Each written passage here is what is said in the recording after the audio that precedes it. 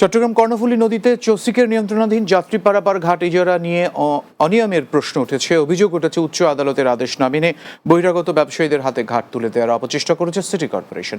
তবে city corporation বলছে নিয়ম মেনেই ইজারা দেওয়া হয়েছে ঘাট। চট্টগ্রাম থেকে এনামুল হক মিন্টুর ক্যামেরায় বিস্তারিত জানাচ্ছেন হুমায়ুন কবির হিরো। সাম্পান মাজিদের বলা হয় কর্ণফুলীর প্রাণপুরুষ। সাম্পান তাদের বাপদাদার 3 পুরুষের পেশা। তবে ঘাট নিয়ে চট্টগ্রাম সিটি কর্পোরেশনের একতরফা সিদ্ধান্তে বংশ পরম্পরায় শত বছর ধরে চলে আসা সে পেশা এখন হুমকির মুখে পড়েছে। বর্তমানে 214 জন সাম্পান মাঝি রয়েছে এবং তাদের উপর নির্ভরশীল প্রায় 5000 মানুষ। এদের অধিকারের বিষয়ে গুরুত্ব দিয়ে সদরঘাট, অভয়মিত্র ঘাট ও বাংলাবাজার ঘাটের ইজারা কার্যক্রম 6 মাসের জন্য স্থগিত রাখার নির্দেশ দেন হাইকোর্ট। অথচ আদালতের আদেশ উপেক্ষা করে সিটি কর্পোরেশন মাঝিদের ঘাট ছাড়া করে একে একে প্রায় সবকটি ঘাট তুলে দিচ্ছে বহিরাগত ব্যবসায়ীদের হাতে।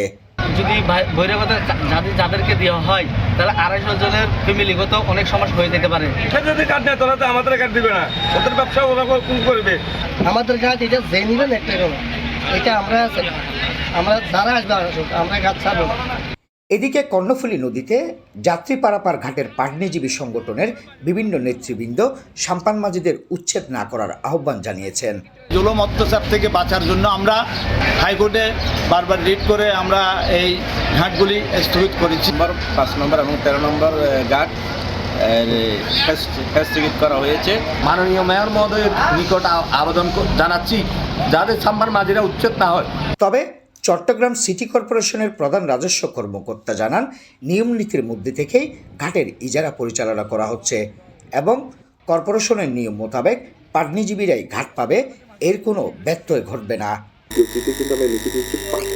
চসিকের যারা পাটনিজীবী থাকবে তাদেরকে আমরা দিব। এটা এই নিয়মের ব্যর্থ হওয়ার কোনো আসলে সুযোগ নাই। পাটনিজীবীরাই তাদেরকে বল, ব্যবসায়ী না। Humayun Kabir hero, Bangla TV, Chittagong.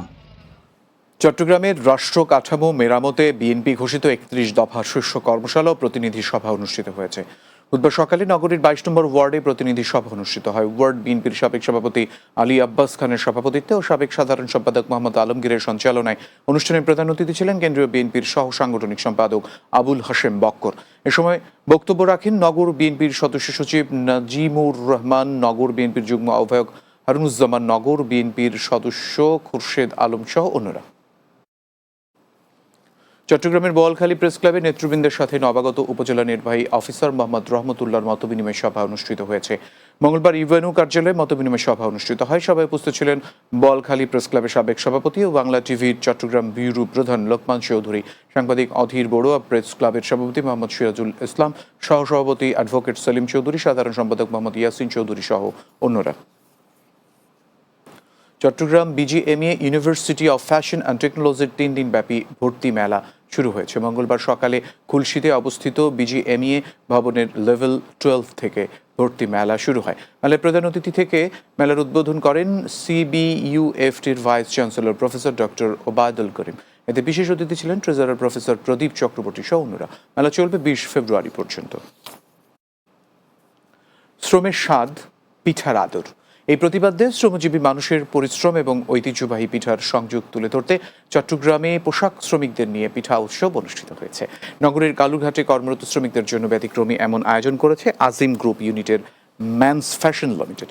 পিঠা উৎসবে প্রধান অতিথি ছিলেন প্রতিষ্ঠানটির ব্যবস্থাপনা পরিচালক ফারহান মোহাম্মদ আজিম।